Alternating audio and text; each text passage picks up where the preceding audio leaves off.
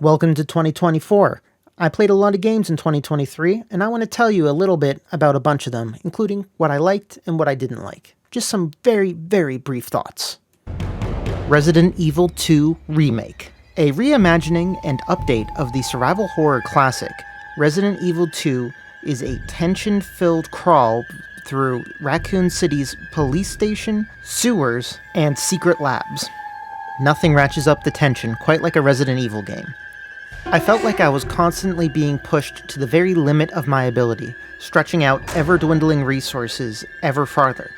Yet I was never outgunned, nor did I ever really run out of resources. This is a modern classic of the horror genre for a reason. I definitely recommend playing it, and if you're too much of a weenie to play yourself, I have uploaded a playthrough on the channel. If you see one of those things, uniform or not, you do not hesitate. The Demon's Souls remake. The OG of the Soulsborne genre, this incredibly faithful remake of Demon's Souls allows us to experience that first magical step into FromSoft's nightmares, with all the new graphical acuity that the PlayStation 5 can offer.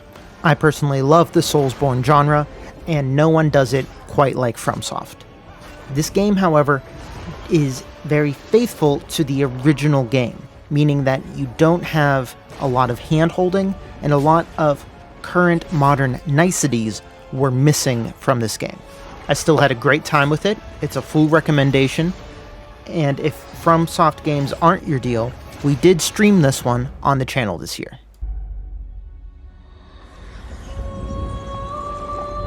I shall await thy return, Slayer of Demons. Dishonored, Death of the Outsider.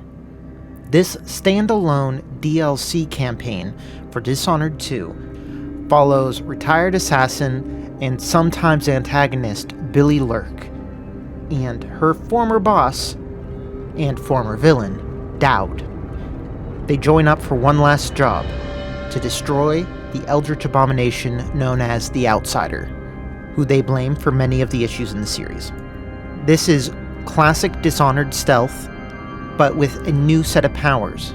Though the campaign was shorter than a full game, it provided some very memorable levels, very memorable encounters, and was all around a good time. If you're itching for a little more of that arcane immersive sim, I definitely recommend checking out Death of the Outsider. You up for one last job, Billy? Who's the mark? The black-eyed bastard responsible for all the chaos. We're gonna kill the outsider. Yakuza Kiwami. This remake of the original Yakuza game brings modern graphics and gameplay updates to the beginning of the series. You play as Kazuma Kiryu, possibly the best man in all of video games. The series goes from heartfelt to grim to gritty to hilarious and wholesome. The gameplay itself is also varied.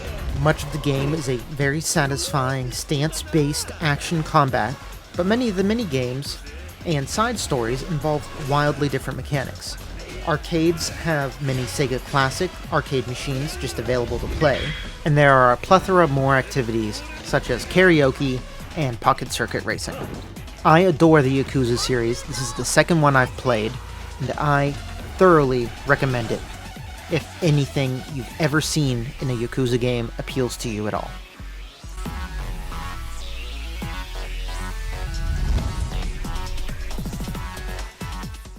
F.E.A.R. This classic horror shooter is a nightmare to play, but in the way that was actually intended. I played this game on the channel, and it had me tense. You are a superpowered fighting man who is killing waves of clones, but the clones have surprisingly effective AI for it being so simple and so old. While the combat made you feel powerful, the psychological horror elements made you feel very, very helpless. One thing I must credit this game with is that normally in a horror game, I eventually get relatively inured to the horror that's happening in front of me. The same happened here, where I was no longer scared of their jump scares, but then towards the end, there was a fundamental shift which brought all the fear right back. I recommend this if you are a horror fan. Otherwise, you can watch the playthrough on the channel where I, blubber like a little girl sometimes. Do you know the true meaning of fear? Lego The Hobbit. Yet another Lego game. This one is of the newer variety, where they take the lines from the movie and use them to voice the game. This is like basically any other Lego game you've ever played. Well made, entertaining, nothing particularly to write home about. One thing that stands to mention, however, in this game is that they made it after only making the first 2 of the 3 Hobbit movies. The third game was never made, so it just kind of is a big gold cliffhanger of a game, even though everyone knows how The Hobbit actually ends. Be that as it may, I had a good time with this game, and it goes right up there with all the other good Lego games. I do believe the worst is behind us.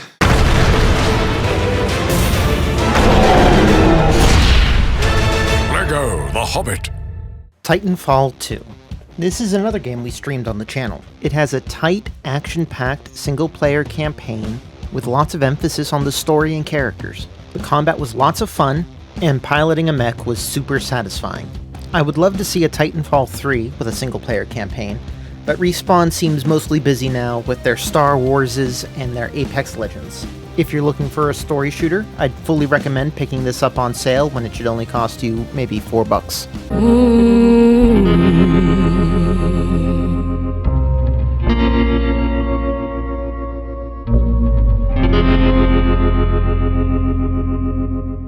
F.E.A.R. Undiscovered Lands. This is a classic action RPG in the Diablo style, but without the Diablo level of production. It has really shown its age, and is kind of bare bones compared to what we would expect now out of the isometric action RPG genre. I had a decent time with it, but by the end I was really just pushing through to get through. I even think I did a little bit of modding to mess with the difficulty levels because I found it kind of out of whack. If you really have to get out there and play every action RPG there is, I can see you playing it, but otherwise I recommend skipping. Will you tempt fate? Hero of the Kingdom Lost Tales 1. The Hero of the Kingdom series is a Czech series, and it's a little odd. It's part adventure game, part point and click, part RPG. None of the games are overly long, nor are they overly involved, but I've enjoyed every one I've played. They're just fun, kind of check out, get some story, do some minor puzzling in your brain kind of affairs. If that appeals to you, go ahead and check out the series. They generally get on sale really cheap. Otherwise, I just recommend passing along and noting that games are made in so many shapes and forms.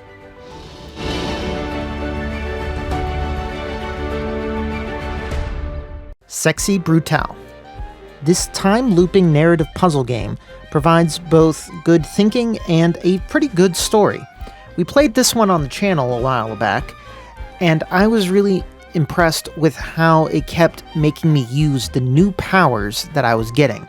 Eventually, I kind of saw where the story was going, but it was really engaging for its full length. I recommend it for anyone who likes that kind of puzzling, especially with use of time loops and trying to go back and change things from what you did before now that you got new powers. Fun time. Good game.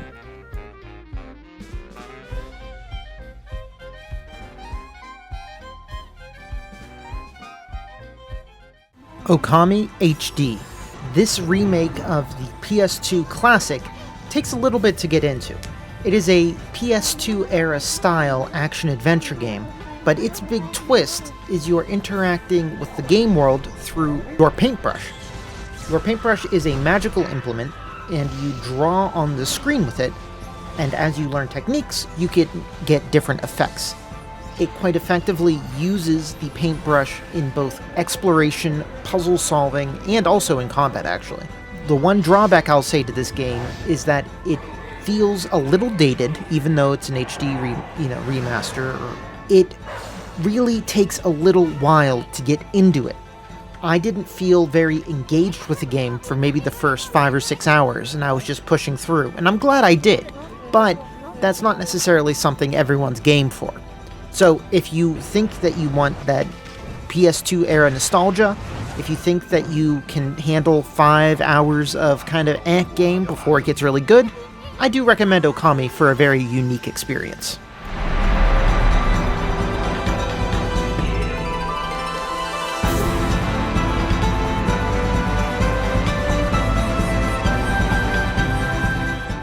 Titan Quest.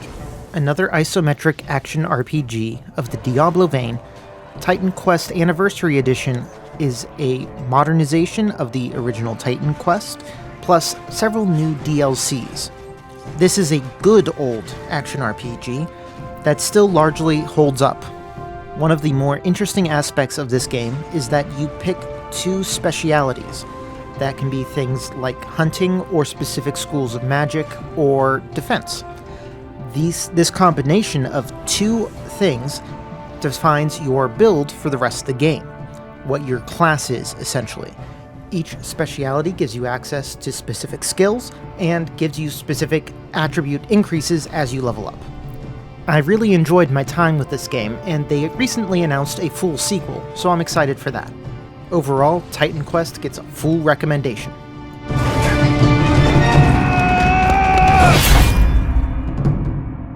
Call of the Sea. This Lovecraftian but not horror adventure game was actually played on the channel. It was a bold move to try to put a non-horror twist on a classic Lovecraft story, but I think they've largely succeeded. It was a very engaging game, it had very cool visuals, it felt very otherworldly, but again, it didn't have a sense of dread or scariness or horror. The puzzles were pleasing without being over difficult, the performances were good, and the writing was solid. This is a definite recommendation from me if you like, your walking sim adventure games with stories.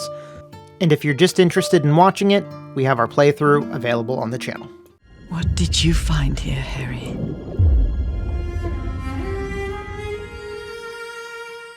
The Solitaire Conspiracy. This game is solitaire, but not just solitaire. It's a narrative adventure game with FMV movie scenes, but beyond that, it complicates the game of solitaire. Each suit actually has a specific set of powers that activate as you're playing along. Some of these are helpful in trying to get in under a par number of moves.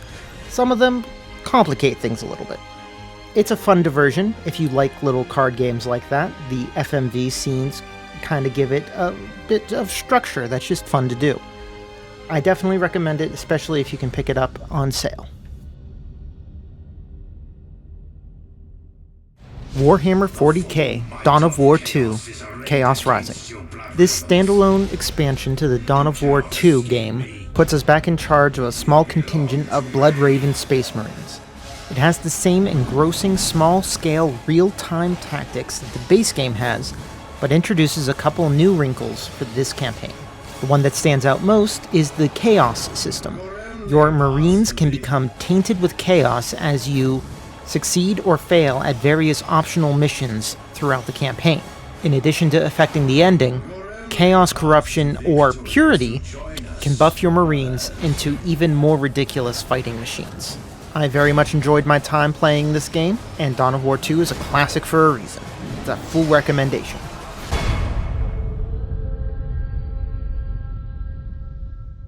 Firewatch. Another narrative walking simulator, Firewatch takes place in the Shoshone National Park, where you are a firewatcher. You talk to your boss over the radio, and you have a mystery that unfolds before you. The writing and performance of the main 2 characters is fantastic.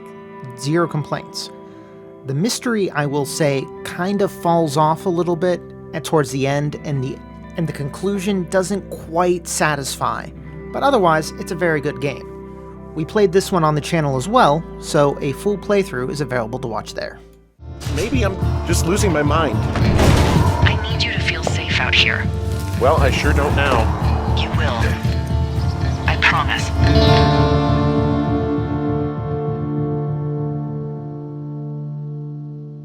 Mini Ninjas. Surprisingly made by IO Interactive, the developers of Hitman, Mini Ninjas is a family-friendly action-adventure that harkens back to the PS2 era. You have a variety of tools and characters you can use, and you engage in some relatively simple stealth and action combat. Overall, it's kind of an enjoyable little game, not something I would seek out ordinarily, but I was clearing out my backlog. If you have any young people that you're looking to introduce to games, it's appropriate. I wouldn't recommend going and looking for it yourself, just because there are so many games to play as it is, it doesn't quite make the cut.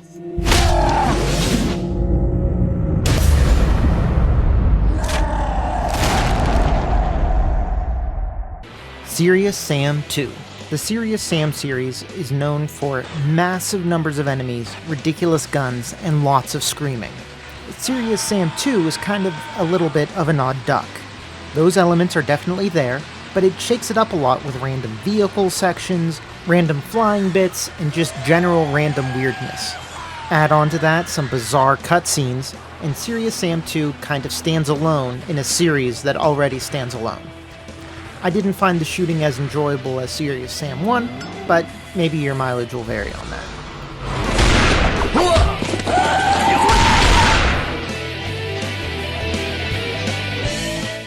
Ryse, Son of Rome. There was a lot of disappointment for this game whenever it first came out with the Xbox One. Clearly made by Crytek to be a showcase of their engine, Ryse, Son of Rome has a short story, relatively shallow combat, and not a lot else going on. It did have a lot of giant set pieces and was still very pretty despite being that many years old. It wasn't a waste of my time, but in terms of money, I wouldn't spend more than $3 or $4 on this. Crysis 3. A sad ending to the Crysis series. A short and uninspired story campaign misses out on much of what made the previous entries so great. It bottles you into tight, narrow corridors and small encounter rooms, not really allowing you the creativity to use your suit's powers and abilities in interesting ways. Furthermore, the suit's powers themselves have been boiled down to stealth and armor, with very limited tactical approaches to using either. Play this game if you are looking to round out the story material that's available, but otherwise I say just skip it and hope that one day we get back that old Crysis magic. The alien Ceph invaded our world. Even me. Sin Gold. This is a throwback story shooter from another era, full of that old school cringy grittiness and things they just thought were cool, like the main character, Blade. It was decent enough of a time, and the level design and encounter design was entertaining, but I don't think this is anything that anyone should be going out and looking to play.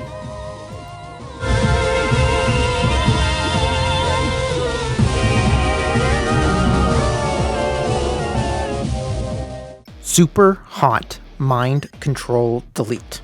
This is more Super Hot, which is always fantastic. There's never bad more Super Hot. In addition to new levels and new challenges, it also has another twisting mental breakdown kind of story. What's real, what's not, what's going on. It's a good time. It's a good time. I will say that I don't feel like any of the levels were necessarily as iconic as in the original, but it is absolutely a game that's worth your time if you've already played through Super Hot and you're just craving more of it. Super Hot.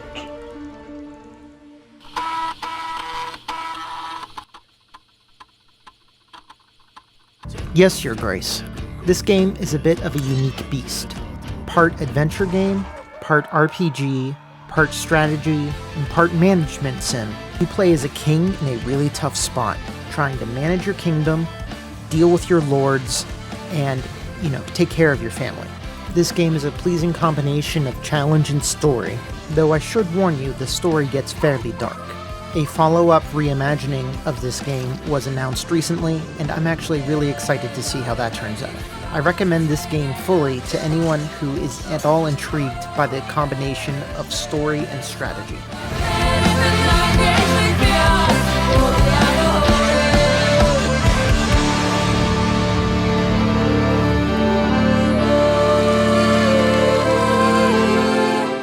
Nioh.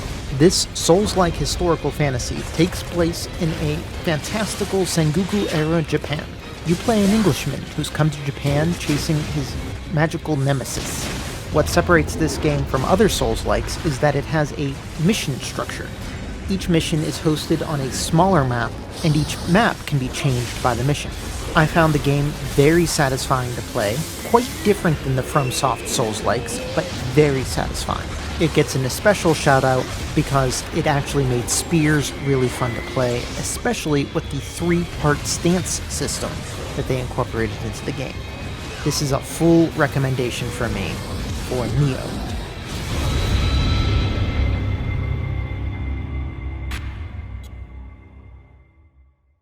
Red Faction 2, another shooter from the early gritty days. Red Faction 2 is a little different than Red Faction 1. It takes place with mission structure, and it tried to show a lot of mission design variety, kind of like Sin. In addition, it retained a lot of the first game's destructibility, which would then become famous in Red Faction Guerrilla. It was a diverting game, but I mostly played it out of historical interest, not one I'd recommend hunting down now.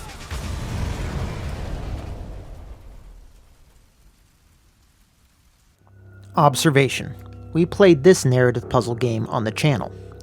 Set on a spooky space station orbiting points unknown, you play as the space station's AI system.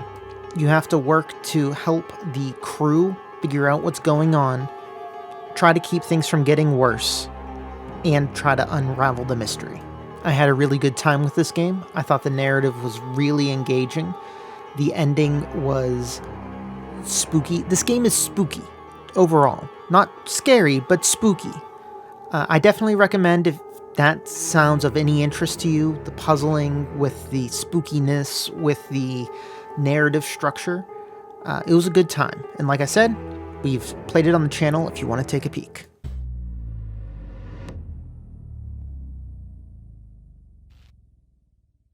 Forager. Forager is a hard game to describe. In one part, it's lightly like a life sim or a survival game. For another, it's massively an automation game. And on top of that, there's a bit of roguelite in there. If this combination sounds like it's maybe too much for one game, you might be right. It basically works overall, but towards the end of the automation train, I started getting tired of how much it was asking of me to automate it, so I didn't enjoy the end game of it as much as I did the beginning of it. Overall, it was a pretty fun time, and I don't know of any other games quite like it, so if that appeals to you, it might be for you. Dark Pictures Man of Medan, the first of the Dark Pictures anthology games. It was pretty spooky, but I don't know that I found it overly scary, which is a nice happy medium for me. Like always, the games were well acted and well written, but the real star is the caretaker, the guy who interrupts the story to tell the overarching in-between narrative. If you're looking for some moderately spooky interactive storytelling, this isn't a bad place to look.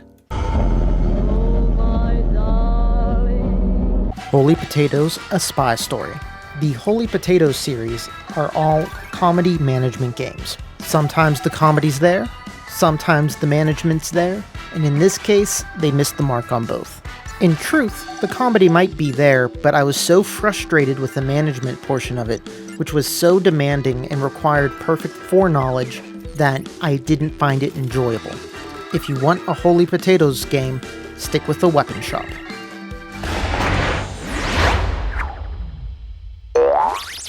Telling Lies, Sam Barlow's second interactive FMV game. Telling Lies is a non-linear storytelling exercise.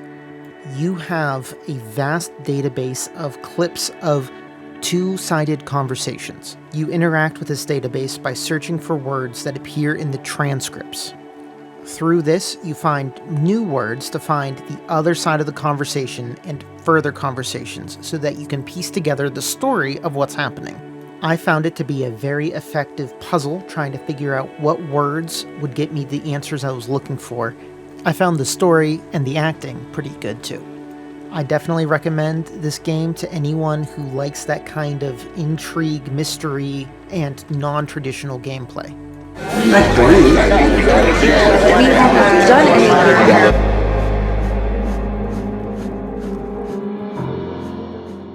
Oh, I just got the high score. Dragon Age Origins.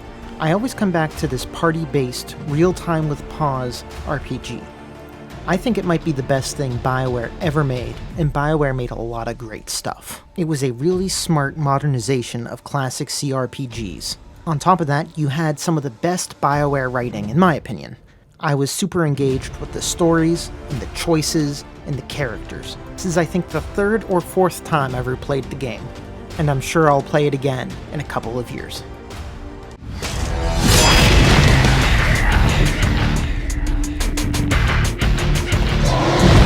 Horizon Chase Turbo. Last year I came to terms with it, but it turns out I really like driving games. This is a classic arcade-style driving game. It features many tracks, many cars, a couple modes, and even a little bit of a story mode. I had a great time with it, and if this looks like your kind of jam, I definitely recommend checking it out. Hitman World of Assassination. I spent a lot of time this year playing the Hitman trilogy, especially on the channel. There's nothing out there quite like the Hitman games. Their costume-focused social stealth creates a series of little wind-up puzzles that ask the player to experiment and tinker and come back to the levels again and again and again to see how else they can make the little clockwork world manipulate. There's a bunch of this on the channel. I adore the Hitman series. Full recommendation. Absolutely 100% without reservation. Master the art of assassination, and nothing can stop you.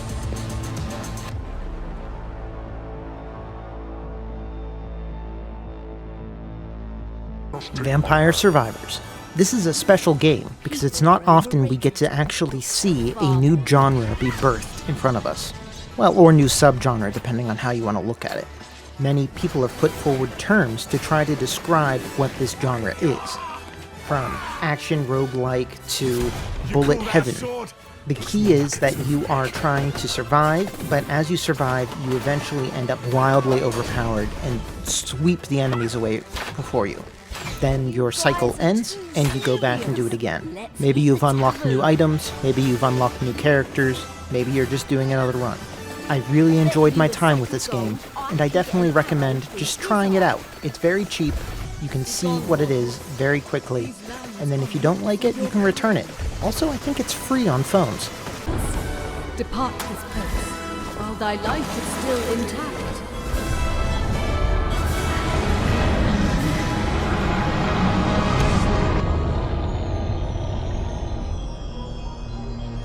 Townscaper. This is a chill game. You just go and build little seed towns. There's no resources, there's no challenge mode. It's just go and sculpt and see what you can make. It's a neat little thing to do. It's a very pleasant little unwinding toy, just making these seascapes. I didn't get into it as far as some other people did, but I definitely enjoyed my time with it. Peggle 2. The first game was such a success, I don't even really know what I need to explain here. It's basically pachinko with goals, and then you try to get enough points, you try to get all the pegs, and you move on. There's power-ups, there's zany side characters on the side of your screen. It's a good time. There's not a lot more else to it, but it's just very satisfying and worth playing if you haven't played Peggle or Peggle 2. Atomic Heart. This drug trip of a Soviet-era shooter was very controversial at launch. I played a bit of it on stream here, on the channel, but it kind of just didn't jive with me. Some of the ideas it had were neat, but weren't necessarily fun for me gameplay-wise, but what really put me off was the writing. in that refrigerator. If you know, you know.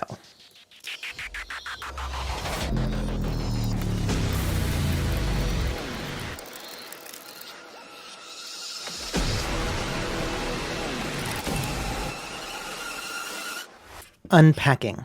This chill little puzzle game has more narrative to it than you would expect, but it's all through environmental storytelling. You are simply unpacking your stuff after a series of moves across your life. And through your stuff, you can kind of figure out what's happening in their lives. When they're growing up, when they're romancing, when their career takes a different change, all of these things.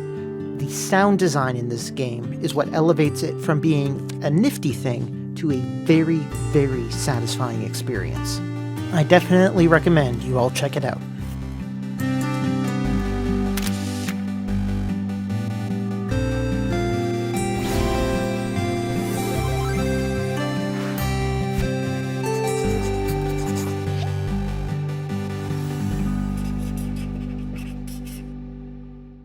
Mount and Blade, Bannerlord.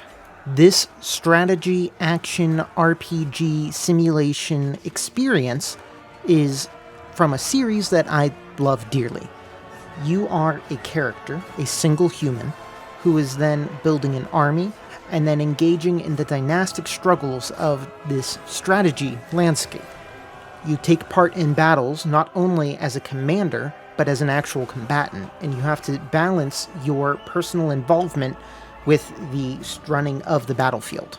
There are bits of this game that I wish were deeper, but nothing out there right now that I know of gives you this kind of an experience at this level of quality. Big recommendation from me.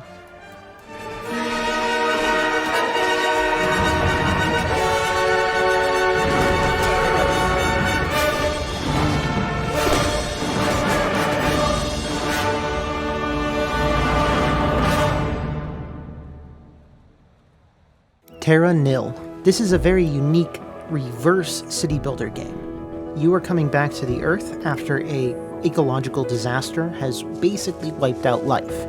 You then build the structures to restore the environment and the ecology through a series of steps that build upon each other. You must, remove the toxins, then you have to encourage the ground to be fertile, then you have to provide the water, which then grows plants, which then can host animals. It's a whole thing. I found it really relaxing. I found some of it very challenging, actually. And it was a good time. I played it on my phone through my Netflix account. So if you have a Netflix account, that's an option that's available to you.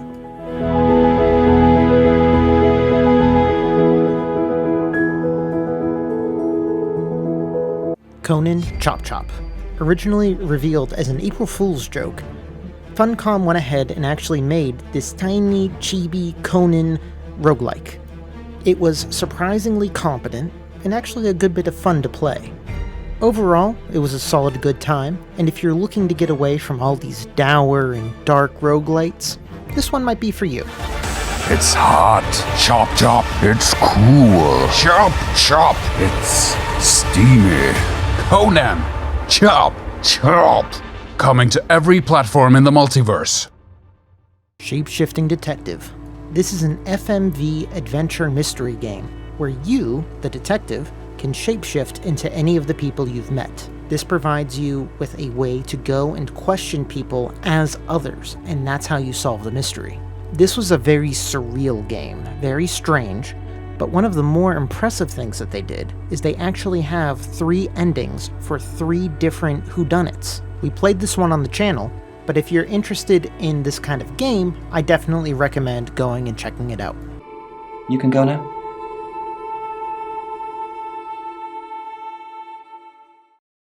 The Last Case of Benedict Fox. This Metroidvania had aspirations, a cool art style, and a neat setting.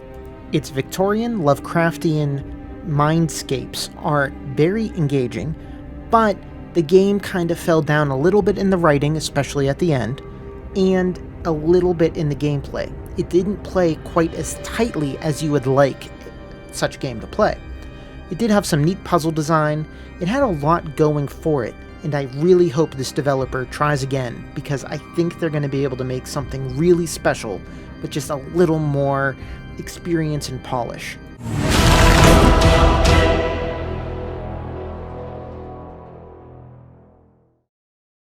Windjammers 2. A sequel to an old arcade game, Windjammers is basically air hockey on steroids. I had a lot of fun playing through with different characters and playing on the different maps. It engaged me longer than I thought it would. It was a fun time, and I think it would be a lot of fun to sit there on a couch with another person and play it. Definitely worth checking out.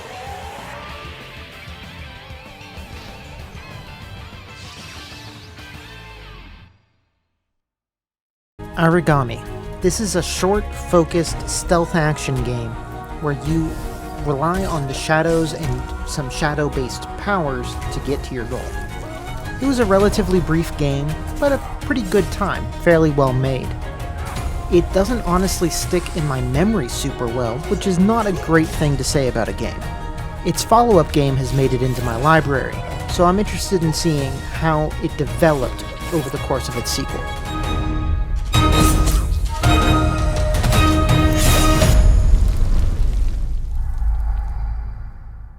Assemble with care. This narrative puzzle game is all about taking things apart and fixing them. You are a fixer, and you fix things in this town, and through the fixing of things, you find out about the people, and then, in essence, fix their relationships. It's a cute little game, and I definitely recommend checking it out. Crusader Kings 3. The classic Dynasty Management series is always so good. The expansions engage me, and I just adore these games. I spend way too much time on a single run. I just don't get up from my chair. I just can't do it.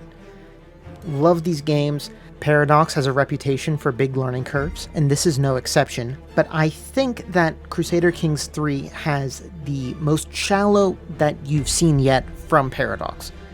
I think it's a great use of time, a great game to play. Fully recommend it. The first step in avoiding the trap is knowing it is there. Real strategy requires cunning. Warhammer Boltgun. One of my favorite games that came out this year. Warhammer Boltgun is an old school shooter, boomer shooter, if you will, where you play as a single space marine, smashing and crashing and blowing up demons and heretics. There is a key specifically for you to call out and say things like, the Emperor protects, and all kinds of great nonsense like that. This game just really captured it. It was fun to play. The level design was great. The art was great. 100% recommend to anyone even vaguely interested. Only in death does duty end.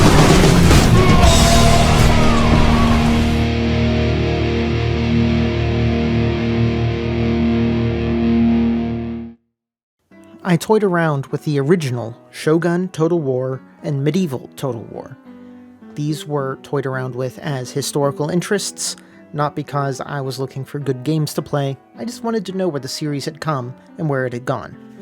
It's interesting to see what bits of the series were there right from the beginning, like how the battlefields went and how the tactical battles went, but definitely not the kinds of games that I think are really worth cycling back to and playing for their own sake.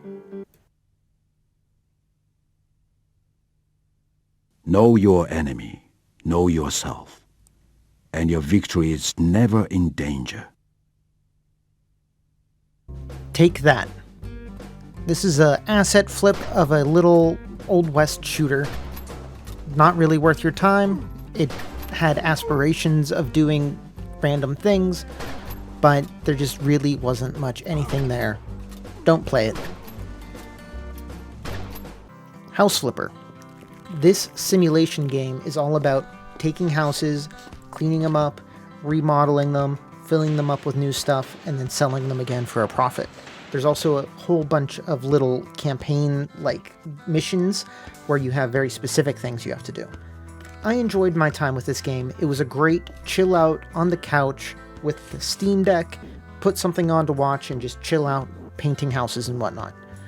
It dragged on a little bit at the end, but I am actually really interested to see what the new game, House Flipper 2, ends up doing to push the idea farther.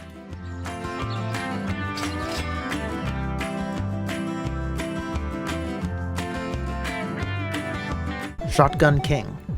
This roguelite is all about turn-based chess with a shotgun. It's both very much chess and very much not chess.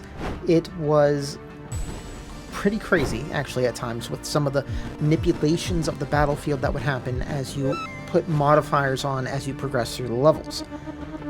I had a good time with it. I didn't play it exhaustively, and I probably wouldn't, and you probably wouldn't unless you're a real chess nut. However, it was a good time. I enjoyed it, I enjoyed my time with it, and I got out of it, I think, my value.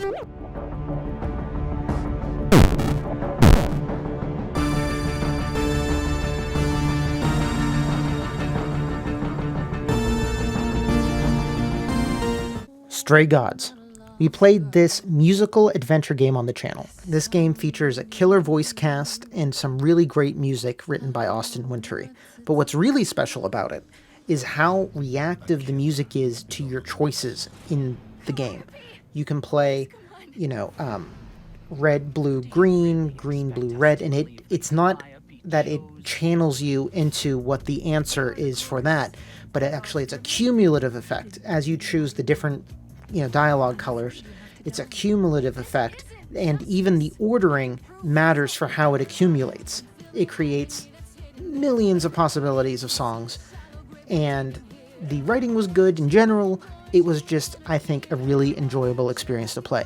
We do have a full playthrough of that on the channel. You can make us sing, but the song will always be ours.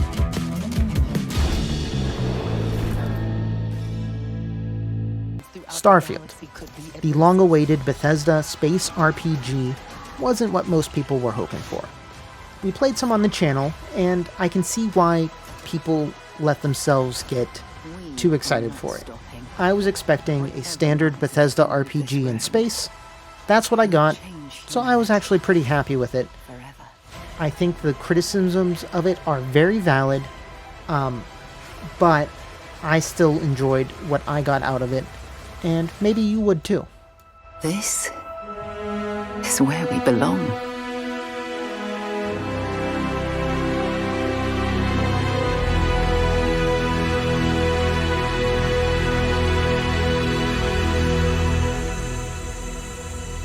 Alan Wake 2. My actual favorite game of the year. Alan Wake 2 is a mind-bending narrative, horror, adventure, shooter. It's a complicated game with a lot going on. It has so many twists and surprises and very good narrative and acting, and I was already super engaged in the world from the original game and from the larger Remedy-verse that it was exactly the weirdness I was looking for.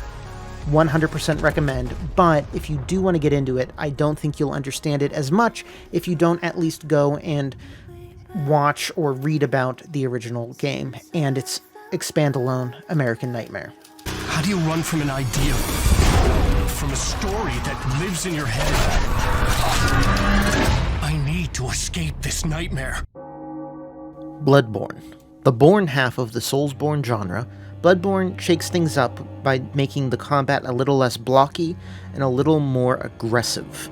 We've played through part of it on the channel, and we're going to get back to playing through the rest of it very soon. I have very much enjoyed my time with it. I think that I actually have the parry time maybe almost down, but we'll see how true that is once I start fighting more of these high-level bosses. I'm really excited to keep playing it, and from what I've played, I fully recommend it to anyone else who likes that kind of aggressive action combat. So that's what I have for you. Those were the games I played. I'm sure I played little bits of something else here and there, but that's what I had written down on the list that I keep of the things that I play as I play them. So, I hope you enjoyed it, thought it was entertaining, thought it was, instructive maybe. We're going to be back playing Bloodborne here before too long. And otherwise, I will see you guys around on the channel. Please like and subscribe if you want to see more of my thoughts on games, if you want to see me play more games, anything like that. I'll see you guys next time. Bye-bye.